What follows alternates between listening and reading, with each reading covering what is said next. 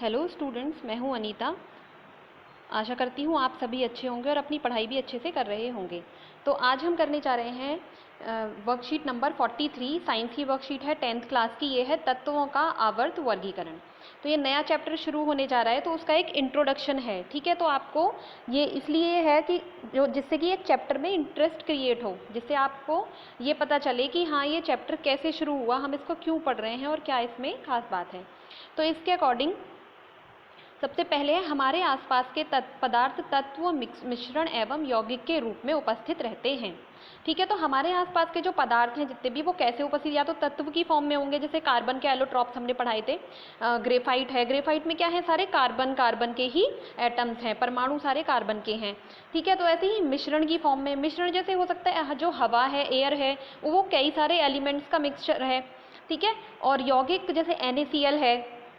तो जितने भी ये एलिमेंट्स हैं, ये और जो भी हमें मेटल मिलता है, वो सारे कैसे होते हैं, मिश्रण की फॉर्म में ही होते हैं, जो अर्थ क्रस्ट में फिर उनका जो अलग किया जाता है फिर उनको। ठीक है, तो ये सब क्या है, मिश्रण की फॉर्म में मिलेंगे या यौगिक की फॉर्म में मिलेंगे या तत्व की फॉर्म में मिलेंगे। तो इनका अध्ययन करना इसलिए ज़रूरी है क्योंकि ये हमारे जीवन से ही जुड़े हुए हैं। अब है नेक्स्ट है तत्व। ऐसे पदार्थ हैं जो एक ही प्रकार के अणुओं से मिलकर बने हैं। यहाँ पे बेटा कुछ ये थोड़ा गड़बड़ हुई है, अणुओं की जगह यहाँ पे आप लिखोगे परमाणुओं। ठीक है, क्योंकि जो तत्व है, जो एलिमेंट है, वो क्या होता है, वो कोई भी जैसे तत्व कार्बन है, नाइट्रोजन है, सोडियम है, ये सब क्या होते हैं, एक ही प्रकार के परमाणुओं से मिलकर बने होते हैं, एटम से। ये गलती से यहाँ पे अणुओं लिख गया है, यहाँ पे आप परमाणु लिखोगे। तो उदाहरण के लिए लिखा हुआ है सोडियम, सोना, मैग्नीशियम या चांदी, कॉपर, आप कुछ भी ले सकते हो उसमें, जितने भी हैं उदाहरण।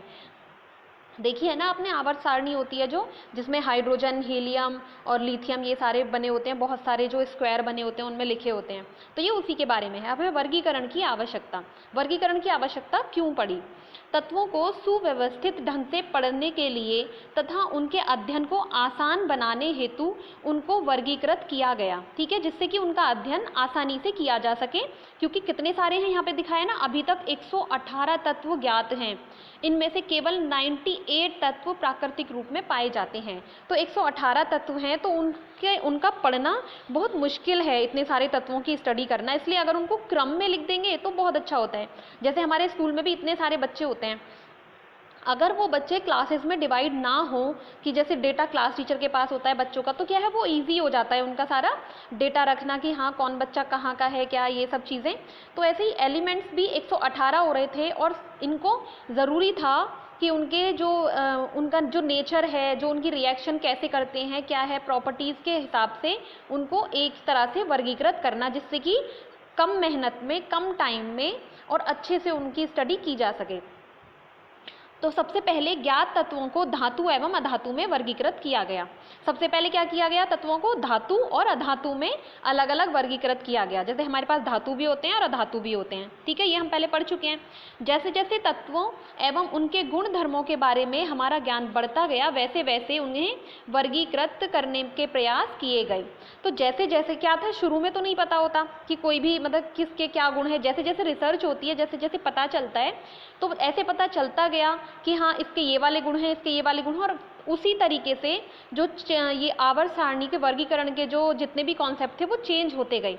ठीक है, ऐसा नहीं था कि पहली बार में ही ठीक हो गया, कभी किसी ने कुछ और आइडिया दिया, किसी ने कुछ और आइडिया दिया। देते हैं ना, जैसे बैठ के अगर कुछ कॉन्सेप्ट होता है तो उस पर सब अपने अपने आइडियाज़ देते हैं, तो इस पर भी यही था। तो अब हम यहाँ पे पढ़ेंगे पहले डॉबेराइनर के ट्रिक। डॉबेराइनर के ट्रिक, ठीक है। तो ये क्या थे, ये साइंटिस्ट थे एक, इन्होंने दिया था अपना ये आवर्त सारणी का वर्गीकरण कैसे करना है, इस पे अपना एक इन्होंने सुझाव दिया था। तो ये था सन 1817 में डॉबेराइनर, एक जर्मन विशेषज्ञ ने समान गुणधर्म वाले तत्वों को समूहों में व्यवस्थित करने का प्रयास किया। जब तत्वों को उनके बढ़ते हुए परमाणु भार के अनुसार क्रमवार लगाया जाए तो 3 तत्वों के समूह प्राप्त होते हैं, जिन्हें त्रिक कहा जाता है। ठीक है, क्योंकि ये तीन जो तत्वों के समूह प्राप्त कर रहे हैं, इसलिए उसको क्या किया, त्रिक कहा गया। तो त्रिक के मध्य तत्व का परमाणु भार अन्य 2 तत्वों के परमाणु भार का माध्य होता है। तो इसका क्या मतलब है, इसका मतलब है जैसे यहाँ पे आपको दिख रहा है, उदाहरण के लिए इन्होंने दिया हुआ है जैसे लिथियम है, सोडियम है और पोटेशियम है, ठीक है। तो यहाँ पे 3 दिए हुए हैं, तो इसके हिसाब से क्या था कि जो लिथियम का परमाणु द्रव्यमान है और पोटेशियम का जो परमाणु द्रव्यमान है, उन दोनों का जो औसत निकलेगा, औसत कैसे निकलेगा, अब यहाँ पे दिया हुआ है जैसे लिथियम का कितना लिथियम है, लिथियम का जो होगा यहाँ पे परमाणु द्रव्यमान प्लस और जो पोटेशियम का होगा और अपॉन में 2 कर देंगे, होते हैं ना जितनी ऊपर क्वांटिटीज होती है तो जो हम उसका औसत निकालते हैं तो अपॉन में वही संख्या लेते हैं, तो हम यहाँ पे अपॉन में 2 लेंगे, तो जो औसत संख्या निकल के आएगी वो किसके बराबर आएगी, यहाँ पे सोडियम के परमाणु द्रव्यमान के बराबर, ठीक है। तो ये इनका कॉन्सेप्ट था, ऐसे इनको डिस्क्राइब करने का। तो अब है उसके आगे है सीमाएं। सीमाएं मतलब कि ऐसा क्या हुआ था जो ये सक्सेसफुल नहीं हो पाए थे, ठीक है, क्योंकि हम इनके आवर्त सारणी का जो इनका जो व्यवस्थित करने का जो तरीका था हम उससे नहीं पढ़ते हैं जो आज के टाइम में चल रहा है। तो ऐसी क्या प्रॉब्लम आई थी, तो इसमें है डॉबेराइनर उस समय तक ज्ञात तत्वों में केवल 3 त्रिक ही ज्ञात कर सके थे, इसीलिए त्रिक में वर्गीकृत करने की यह पद्धति सफल नहीं रही, ठीक है, क्योंकि एलिमेंट्स तो बढ़ते ही जा रहे थे लगातार और उनके जो कैरेक्टरिस्टिक्स थे वो भी बढ़ते जा रहे थे, जो प्रॉपर्टीज थी, लेकिन इन्होंने क्या किया, बस त्रिक तक ही इनका सीमित रह गया, तो आगे ये नहीं कर पाए, तो इसलिए ये क्या हुआ, ये भी जो नहीं चला, ठीक है, तो हम इसको नहीं पढ़ते हैं। अब है न्यूलैंड्स का अष्टक सिद्धांत। फिर ये न्यूलैंड थे जो साइंटिस्ट, उन्होंने अपना एक अष्टक सिद्धांत दिया। इसके अनुसार क्या था कि न्यूलैंड्स ने तत्वों को बढ़ते परमाणु भार के क्रम में व्यवस्थित किया, तो पाया कि प्रत्येक 8वें तत्व के गुण पहले तत्व से समान थे। क्या पाया इन्होंने कि जो 8वां तत्व आ रहा है उसका जो गुण है वो पहले तत्व के समान है, तो इसलिए इन्होंने इसको अष्टक सिद्धांत बोला, ठीक है। अब है इसकी तुलना संगीत के अष्टक से की गई, तथा संगीत के अष्टक से कैसे की गई, जैसे आपको यहाँ दिख रहा है सा रे गा मा पा धा नी, यहाँ तक लिखे हुए हैं ना, और फिर वापस से क्या आएगा, सा पा धा नी सा। तो ये क्या है, इनके संगीत के सुर के हिसाब से इन्होंने अपना जो ये सिद्धांत था दिया, लेकिन इनके सुर के तार टूट गए, मतलब ये भी नहीं चला आगे। अब ये क्यों नहीं, ये क्या था, उदाहरण के लिए जैसे इन्होंने दिया हुआ है कि लिथियम सोडियम तथा वो लिथियम सोडियम धातु के गुण समान हैं, जैसे हमें पता है लिथियम और सोडियम धातु के क्या है, गुण समान हैं। तो यहाँ पे आप देखोगे कि पहले में जैसे यहाँ पे लिथियम आ रहा है, यहाँ पे रे में, तो हम जब देखेंगे तो काउंट करेंगे जब, तो ये वाला फर्स्ट ये हो गया, second, third, fourth, fifth, sixth, seventh और एट्थ में जब वापस आए तो यहाँ पे इसी के नीचे क्या आ रहा है, सोडियम आ रहा है लिथियम के नीचे, ठीक है। तो इसलिए इसको क्या बोलते हैं, अष्टक सिद्धांत बोलते हैं। अब इसकी लिमिटेशन, सीमाएं, कि अब इसमें क्या प्रॉब्लम थी जो ये नहीं चला, ठीक है, क्योंकि हम इसको भी नहीं पढ़ते हैं, तो इसमें क्या प्रॉब्लम थी, इसकी सीमाएं हैं, यह नियम केवल कैल्शियम धातु हल्के तत्वों तक लागू होता है। जो हल्के तत्व थे, कैल्शियम तक जो तत्व थे केवल वहीं तक लागू हुआ, नए तत्वों के गुण इस सारणी से मेल नहीं खाते थे। अब जैसे तत्वों की खोज तो होती रही और ये भी लोग अपना कॉन्सेप्ट देते रहे, अपने आइडियाज देते रहे, लेकिन वो मेल नहीं खाए, जो तत्व बाद में आते रहे जैसे जैसे, उनसे ये सारे जो तत्वों के गुण हैं वो मेल नहीं खाए। अब है नए तत्वों के गुण, सारणी में तत्वों को समंजित करने के लिए न केवल 2 तत्वों को एक साथ दिया, बल्कि असमान तत्व जिनके गुण में कोई समानता नहीं थी एक स्थान में रखे गए।